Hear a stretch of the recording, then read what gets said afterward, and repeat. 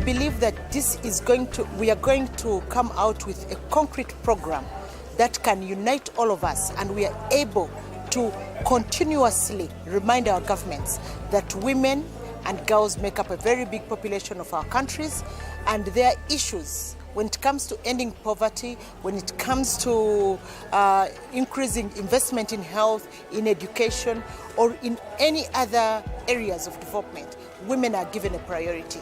So we hope that funds will be made available to ensure that women and girls are involved. When EASSI is celebrating its 20 years, we said we need to take stock of the current status of women in Africa in terms of objectives for this meeting. We need to look at the progress accomplished with respect to the economic, social, and environmental issues as outlined in Agenda 2030. You might say we already had the Beijing celebrations of 20 years last year when we took stock. But I don't think there's anything wrong in taking stock every day. Our lives, we take stock of our lives every day, every year. Those of us who have 1 year development plan, 5 year development plan, 10 years in our lives, we take stock. We feel that this is an opportunity to provide a knowledge and sharing platform on the Sustainable Development Goals, and also take stock of the Beijing synergy.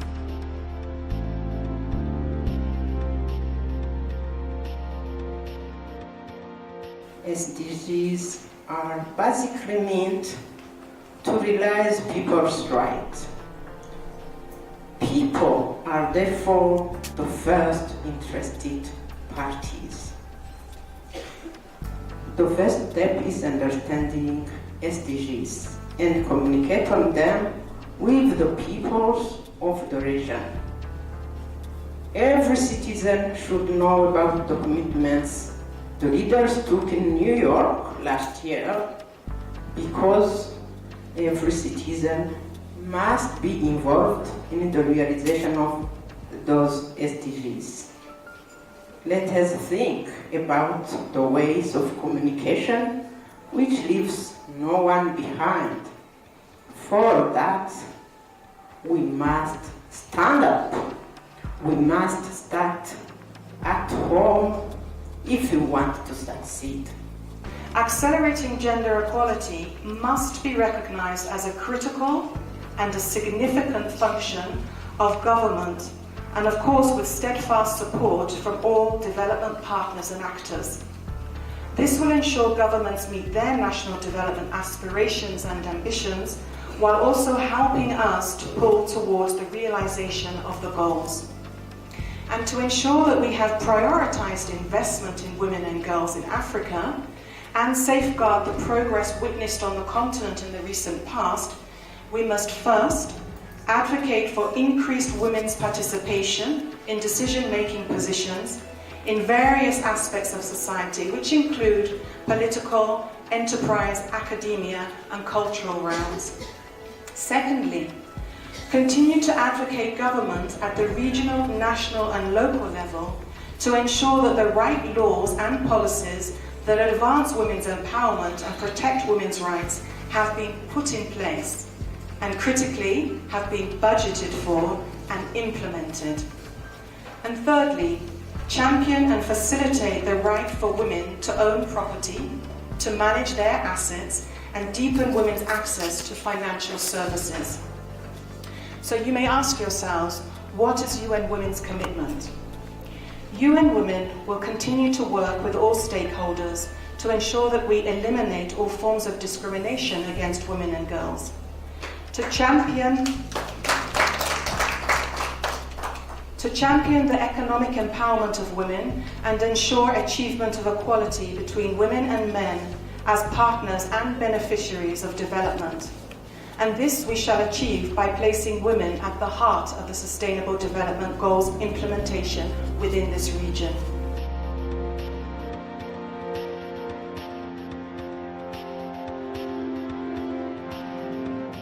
As women activists and practitioners in different sectors, we recognize that gender inequality is still a huge discrepancy in Eastern Africa, which is intrinsically linked to the attainment of sustainable development and the realization of women's rights. We believe that women and men should enjoy the same opportunities, rights, and obligations in all spheres of life. Women should be able to share equally in the distribution of power and influence.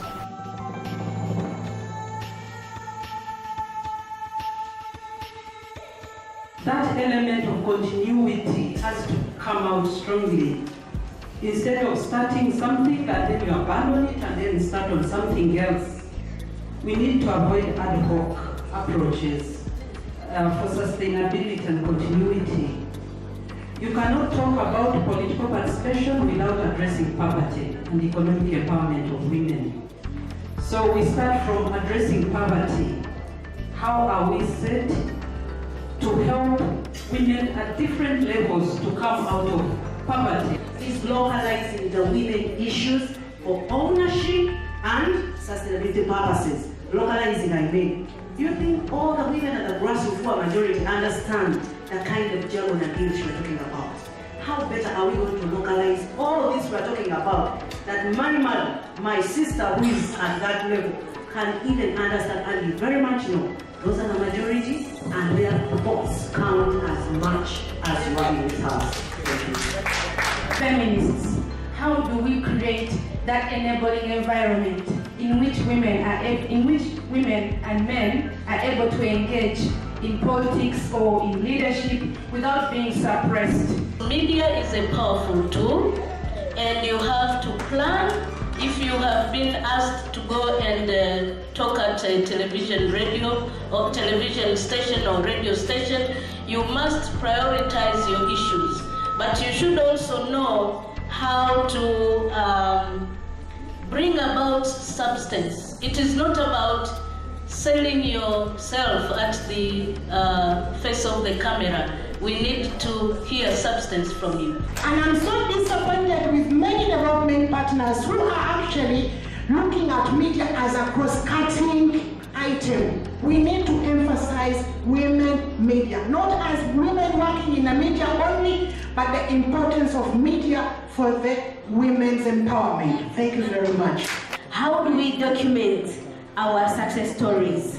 We have a lot of success stories at grassroots. Do we visibilize those stories and make sure that the succeeding generation would learn from our current generation? If you asked every single African or everybody in the East African region, what is the area that is where they're spending money most, which is the area they want improved, they talk about two things: education and health.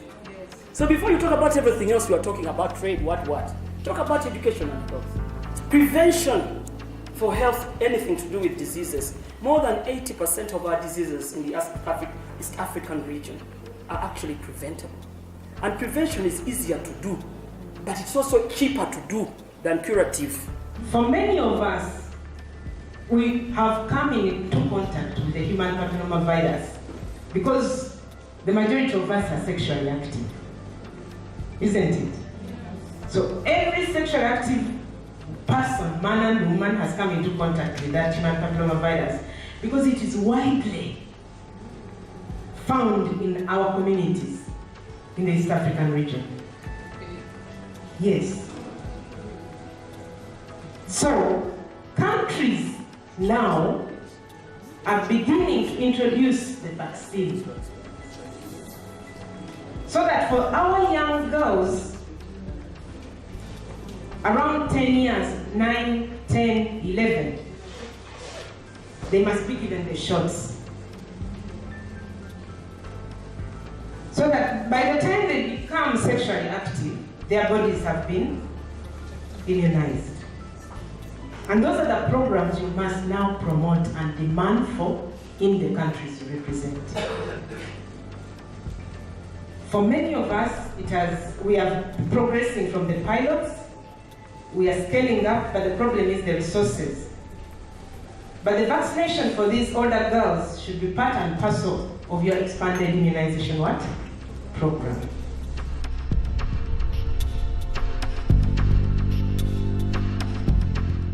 allowing women be able to ask questions in the health centers, able to know that it is not a thing to beg. You know, women go to the health center, they are begging even. They are at the mercy of the health workers. We need to empower the women to know it's their right and the right to health. We don't believe in ourselves. We still don't believe in ourselves enough, you know? We always put ourselves second best, the underdog. We need to get that courage, you know? I think I did it, and many can. It's not easy, but you have to believe in ourselves. And if we are going to support women to be able to engage in cross-border trade that is legal, so that they don't have to use panyas and get abused and get exploited and get their products taken away, then governments should think of simplifying and reducing documentation. Building and protecting women after war, even during war. We can't have sustainable peace if we don't have peace at all, if we don't have any action around peace. UNWOMEN has been a leader in the UN system-wide coordination on peace and security, providing technical and financial support.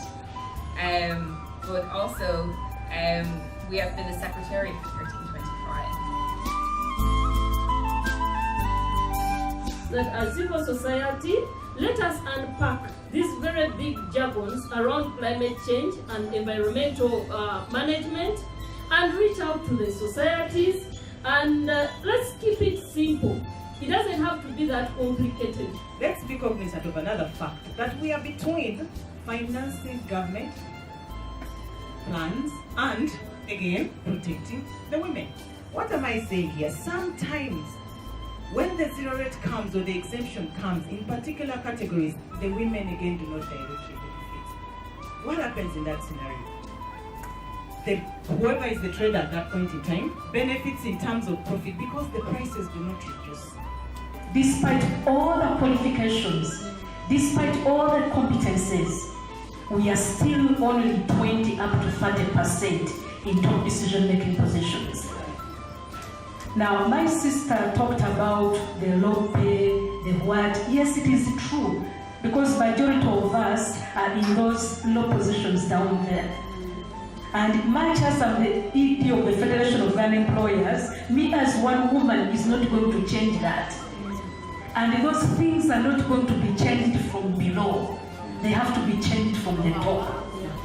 So unless we break through that glass ceiling and increase the number of women who sit in the boardrooms, of women who sit in parliament, of women ministers and so forth, we are going to have a very, very, very long journey. The teachers that we have had for the past 2 days have just opened my eyes as if I have not even been in the women's movement. We are really grateful as EASSI because we said when we were coming here we wanted to raise awareness. If you look at the objectives, we wanted to bring to the fore the link between the SDGs and the Beijing platforms. And we see that issues are not very different. We raised an issue that is not very common, that is the issue of climate change that many of us are not involved in. If we want to deliver, if we want to succeed, we must start working at the family level. So we will be engaging community families to perform and to deliver for the SDGs. The other lesson I would like to go home with is that when we talk, when we plan, when we discuss, we fly over one category of our people, the people living with disabilities. From today, go and remember that when you are talking about gender, it's not just about men and women, it is even within women, those women with disabilities and those who have no disabilities. Within our mandates as the National Machinery for Advancing Gender Equality and Women's Empowerment, we regularly monitor and report on progress made at national level in line with the commitments made at regional and international levels. The Sustainable Development Goals provide a framework and also an opportunity to consolidate the gains so far made and build on them to move forward in a holistic and comprehensive manner where each actor will gain from mutual support and where synergies will be built and strengthened to attain the 3 dimensions of sustainable development, which are social, economic, and environmental.